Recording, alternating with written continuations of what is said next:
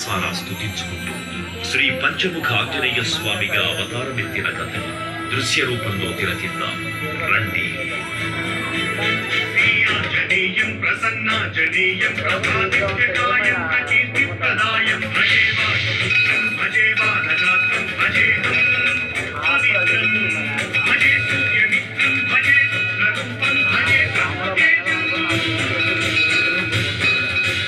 అది రామాయణ మహాయుద్ధం భీకరంగా సాగుతున్న తరుణం.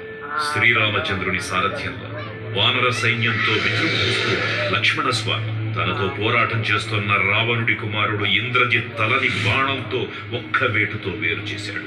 ఇంద్రజిత్ మరణ వార్త విన్న రావణుడు ఆవేశంతో ఊగిపోయాడు. ప్రతీకారం కోసం పాతాళ లోకాధిపతి తన సోదరుడు అయినటువంటి మహిరావణుడి సహకారం కోరాడు.